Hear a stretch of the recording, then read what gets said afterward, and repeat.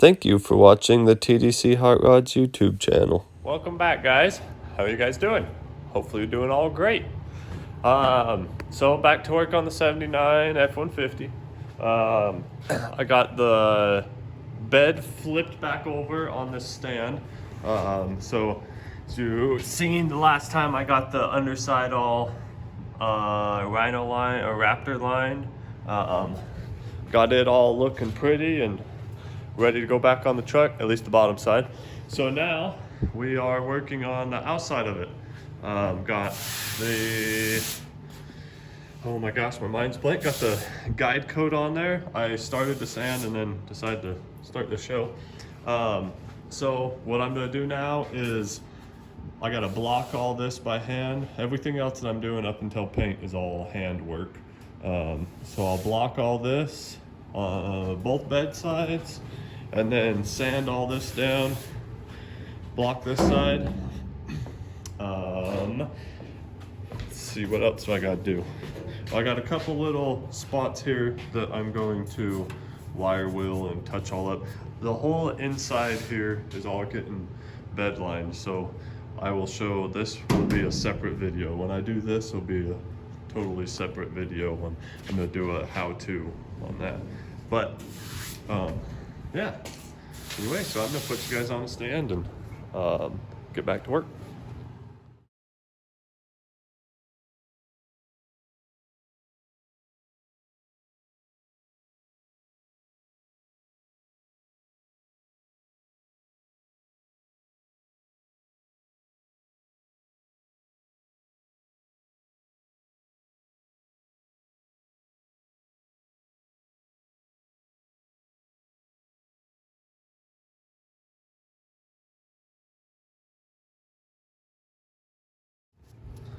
All right, guys. I got this bed all sanded down, and then I cleaned everything up, wiped it all down real good, got it all masked off everywhere that I'm gonna mask. Yeah, so this is what we got now.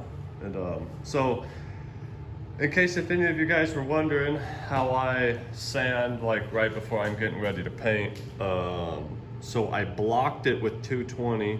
Lots of times I'll block it with 320, but this time I blocked it with 220, and then I go over the top of it with 600. 220 is definitely way too coarse to put sealer over. When it shrinks down, you will see the sand scratches. So I go back over it with 600, and that's plenty fine. You won't see any scratches. It'll look fantastic. So I got her all masked off and ready to go. And what I'm gonna do here on the back, so I'm just gonna come in here when I'm spraying and just spray like this and let whatever overspray wants to come in here and all along here. Cause I'm gonna, when I come in, when I do the bed liner, I'm going to mask it off right here on this edge, just like so. So from here and here, all of the inside will all be bed liner. So this is all, I washed it all, still a little bit of water in there. I washed it all out so then we don't get any dirt in it. But she is ready for some paint. So I'm gonna go ahead and set you guys up on a stand and get to spraying some sealer.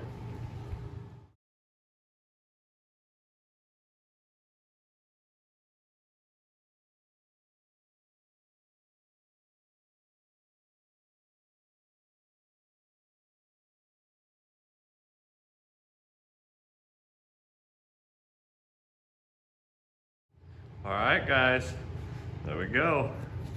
Turned out sweet. Looks, I don't know if you guys can see how smooth and shiny that is.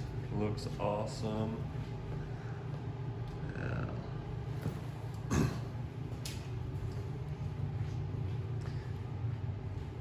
Very excited.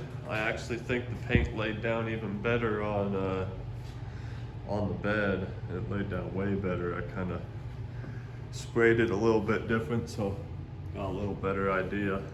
It was quite a bit cooler in here today, so that kind of helped it lay out a little bit nicer. But yeah, anyways, so while I'm over here staring at it, I gotta run. Look at that. Can you guys see that? You see that? Look at that trash. Well, that kind of sucks. Well, I'll have to wet sand and buff that out. That's a bummer. That's all right. It's not the worst thing that's ever happened. Anyways, so that'll be the end of it for this one.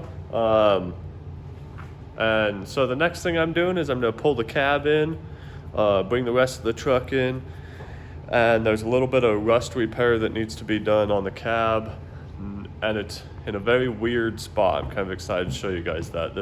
This whole truck is super straight, and wherever there is rust, it is in the weirdest spots. Nothing like the typical 70s Ford rust spots. So I will pull that in, get the rust repaired, and then get the cab painted and the frame. I'm just to paint the upper portion of the engine. The owner doesn't want me doing much more than that. This isn't a full restoration, just a facelift pretty much.